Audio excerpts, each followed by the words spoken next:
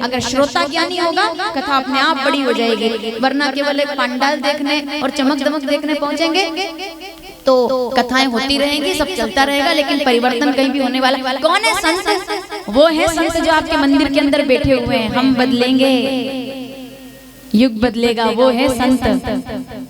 श्री राम शर्मा आचार्य, एक बार ताली बजाइए जोरदार। क्रांति उसको कहते हैं। कोई गार्ड नहीं थे, 25 लाख के पंडाल नहीं थे, लेकिन क्रांति आज भी चल रही है। और सबसे बड़ा परिवार भारत के अंदर अगर कोई है तो शांति कुंज का परिवार है। गायत्री परिवार सबसे बड़ा परिवार है अध्यात्म के क्षेत्र में, सबसे बड़ा परिवार। जाइए आप हरिद्वार, शांति कुंज में शांति मिलती है आपको। मेरा कहने का निवेदन केवल इतना सा है, सरलता बहुत आवश्यक है अब के समय में। तो तुलसीदास जी महाराज लिखते हैं, याज्ञवल्क्य जी और भरद्वाज जी का संवाद हो गया, और जब संवाद हो गया तो उन्होंने कहा कलयुग में क्या होगा? उन्होंने कहा चिंतन करो। बोले राम जी कथा सुनाओ, तो जैसे शंका तुम कर रहे हो वैसे शंका ऐसे संशय करे हो भवानी, महादेव तब कहा बखानी, वो मैं तुमको सुनाऊंगा। मगन हो गए, प्रसन्न हो गए, और प्रसन्न होकर के बारंबार प्रणाम करते हैं कि धन्य है ये भूमि जहाँ मुझे राम कथा सुनने का अवसर मिलेगा। सुनिए, सावधान सुनिए, एक शब्द ऐसा है जो सबसे जरूरी है, सुनना। आजकल कोई सुनता नहीं। बच्चे माँ बाप की नहीं सुन रहे, माँ बाप बच्चों की नहीं सुन रहे, बहू, खैर अपना तो अच्छा मामला है, अपनी दिक्कत नहीं है कोई, लेकिन बहू सास की नहीं सुन रही, सासू माँ ससुर जी की नहीं सुन रही, हाँ पत्नी पति की नहीं सुन रही। यही तो चल रहा है ना, दोस्त दोस्त की नहीं सुन रहा, कुछ सुनना नहीं जाता। सुनो सुनो, पे अटेंशन प्लीज। सर ध्यान, मैं अभी हिमाचल में रहकर आई हूँ 7 दिन।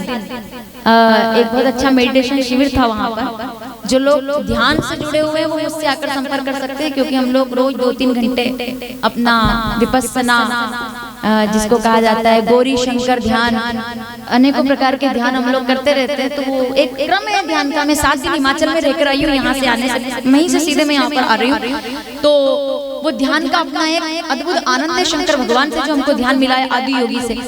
तो उस ध्यान में बैठे हुए उस ज्ञान तक पहुंचने के लिए ये सब यात्राएं जरूरी है। सुनो, ध्यान देना, स्वयं पर एक एक चीज पर ध्यान देना।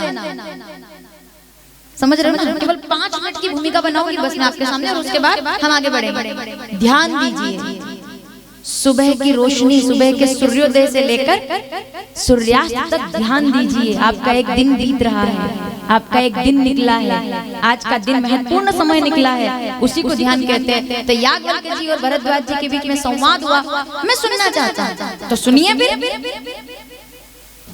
जहाँ संवाद होते हैं वहाँ विवाद कभी नहीं होते। अच्छे लोग जब बात करते हैं संवाद होते हैं, और संवाद होना जरूरी है।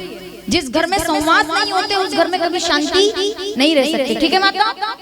बुजुर्ग लोग बैठे हुए, जरा मुझ पर अगर मेरी बात अच्छी लग जाए तो आशीर्वाद दीजिएगा। हर समस्या का समाधान संवाद से किया जा सकता है। संवाद से पहले बूढ़े बुजुर्ग लोग बोलते थे, घर के लोग सुनते थे। मैं फिर कहूंगी, आपके घर की समस्या का समाधान किसी संत के पास नहीं है, किसी विद्वान के पास नहीं। बुजुर्ग लोग बैठे, मंच पर साधु संत विराजमान है। अगर मैं ठीक बोलूं 100% तो समर्थन करना, वरना कोई बात नहीं। आपके घर की समस्या का समाधान किसी विद्वान के पास नहीं है, किसी संत के पास नहीं है, किसी साधु के पास नहीं है, किसी पंडित के पास नहीं है, किसी ज्योतिषी के पास नहीं है। आपके घर की समस्या का समाधान आपके घर के बूढ़ों के पास बैठने से ही मिलेगा। अगर बुजुर्गों के पास बैठना शुरू कर दोगे समाधान मिल जाएगा। दिक्कत यह है कि हम विद्वानों के पास तो बैठ सकते हैं, लेकिन घर के दादा दादी के पास बैठना स्वीकार नहीं करते। अगर उनके पास बैठ जाते तो हमें कहीं भी बैठने की जरूरत नहीं पड़ती। दादाजी कुछ कहते हैं तो हम तो कहते हैं कि अरे आपको क्या पता, जितना उनको पता है ना उतना तुमको बिल्कुल नहीं पता, क्योंकि वो जीकर आए, वो देख कर आए। अनुभव वर्षा नागर, मैं अपनी जिंदगी में 28-29 साल की जिंदगी है मेरी अभी, मैं आपको वो बता सकती हूँ जो मैंने पढ़ा है, लेकिन 80 साल की बूढ़ी दादी आपको वो बता सकती है जो उन्होंने जिया है। अनुभव बता सकती है आपको कि बेटा घर में ऐसा करना चाहिए, ऐसा नहीं करना चाहिए, क्योंकि संवाद होते थे। अभी आप देख रहे हैं ना सबसे बड़ी समस्या क्या है, लोग बात नहीं कर रहे हैं, संवाद नहीं कर रहे हैं, चुप चुप एकदम। किसी ने अगर गलती कर दी तो 4 दिन बोलेंगे नहीं, 8 दिन बात नहीं करेंगे। आखिरी बार कब बात की थी अपनी जेठानी से खुल करके? तब से बस ऐसे एकदम मौन। इधर बर्तन फेंका, उधर बर्तन फेंका और बस यही चल रहा है।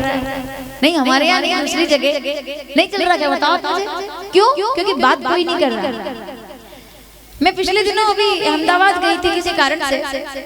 एक बहुत अच्छा हॉस्पिटल है वहाँ सिम्स, तो वहाँ के डॉक्टर हैं, डॉक्टर बख्शी, उनसे मिलने के लिए मुझे डॉक्टर साहब बड़े अच्छे डॉक्टर हैं वो सिम्स में, डॉक्टर बख्शी, तो उनसे मिलने गई थी। आमंत्रण आया था उनका, कुछ उनके स्टाफ में आयोजन थे, तो मैं गई थी। ऑपरेशन थिएटर पर मैं गई डॉक्टर साहब वहाँ, तो जहाँ दिल का ऑपरेशन होता है ना, वहाँ एक बहुत अच्छी बात लिखी थी डॉक्टरों ने। सावधान जितने लोग यहाँ बैठे, मैं सवाल करती हूँ आप लोगों से विनम्रता के साथ, हार्ट अटैक, दिल का दौरा, आज से 20 साल पहले, 30 साल पहले एक ऐसी घटना थी जो 100 में से किसी एक को होती थी और पूरे गांव के लोग कहते हो साहब उसको अटैक आ गया, खत्म हो गया। ठीक है, ये होता था। आज की हालत में देख लो आप, 30 साल, 25 साल, 15 साल, 40 साल के लोगों को अटैक आ रहा है। क्यों आ रहा है? क्या कारण बन गया? उसका कारण है, पहले के लोग आपस में बात करते थे, दिल खोल लेते थे। आज का व्यक्ति गुमसुम अपने दबाव में बैठा हुआ, वो इकट्ठा करता रहता है।